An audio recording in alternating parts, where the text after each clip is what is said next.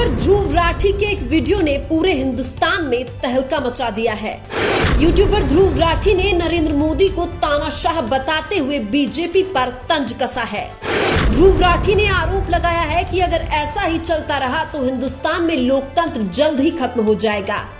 ध्रुव राठी ने कहा कि हिंदुस्तान एक देश एक पार्टी की ओर बढ़ रहा है। हम आपको बता दें कि फेमस यूट्यूबर ध्रुव राठी ने हाल ही में अपने यूट्यूब चैनल पर एक वीडियो अपलोड किया है। उस वीडियो में ध्रुव राठी बीजेपी और नरेंद्र मोदी की पोल खोलते हुए नजर आ रहे हैं। वीडियो की शुरुआत में ही ध्रुव राठी यह बोलते हैं कि अगर आप नरेंद्र मोदी के फैन हो तो आपके लिए मुश्किल हो सकता है आंखें खोलकर सच हजम करना, लेकिन अगर आप इस भारत देश की थोड़ी सी भी परवाह करते हो तो वीडियो देखने के बाद खुद ही बताना कि मोदी जी देश में तानाशाही कर रहे हैं या नहीं। ध्रुव राठी ने आरोप लगाया है कि अगर नरेंद्र मोदी फिर से प्रधानमंत्री बने तो हिंदुस्तान में लोकतंत्र को खत्म कर दिया जाएगा। ध्रुव राठी ने नरेंद्र मोदी पर आरोप लगाया है कि मोदी जी ने अपने 10 साल के कार्यकाल में एक बार भी प्रेस कॉन्फ्रेंस नहीं की है और यह बात बिल्कुल सच है। अब तक बने भारत के हर प्रधानमंत्री साल में कई बार प्रेस कॉन्फ्रेंस करते थे, लेकिन तानाशाही नरेंद्र मोदी को मीडिया के सवालों का जवाब देने में तकलीफ होती है,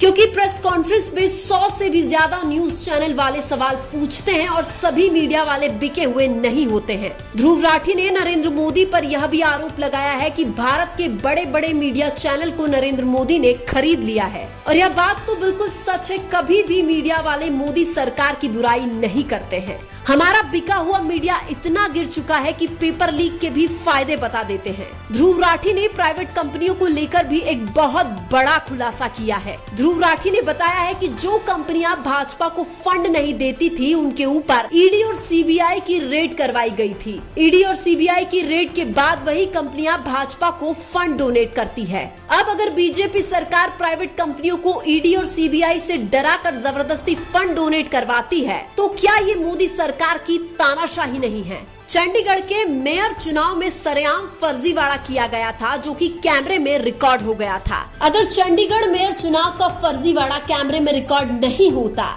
तो क्या बीजेपी और नरेंद्र मोदी की तानाशाही पकड़ में आती? आगे ध्रुव राठी बीजेपी सरकार पर ईडी और सीबीआई का गलत उपयोग करके विपक्षी पार्टियों के नेताओं को जेल में डालने के आरोप भी लगाते हैं। ध्रुव राठी आगे यह भी बताते हैं कि जो भी घोटालेबाज बीजेपी ज्वाइन कर लेता है तो उनके घोटालों की कोई जांच नहीं होती है। बीजेपी में जाते ही घोटालेबाज दूध का धुला हुआ बन जाता है। ध्रुव राठी ने वीडियो में बीजेपी ज्वाइन करके अपने पाप धोने वाले कई नेताओं का सीधा सीधा नाम लेकर भी बताया है।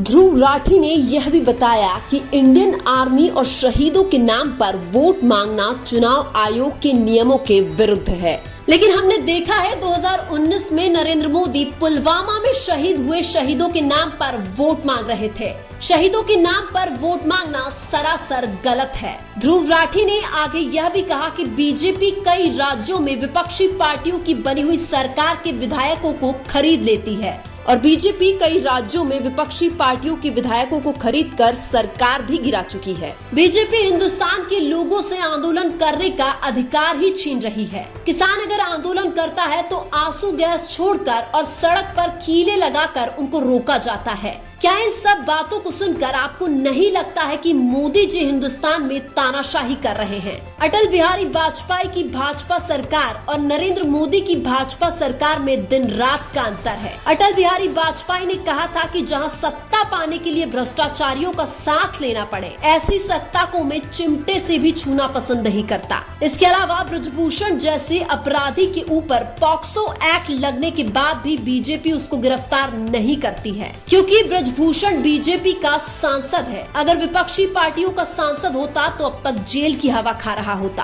आप सोच सकते हो कि जब इंटरनेशनल महिला पहलवानों को तानाशाही बीजेपी सरकार न्याय नहीं दिला सकती है तो ऐसी तानाशाही सरकार से एक आम आदमी कैसे न्याय की उम्मीद कर सकता है?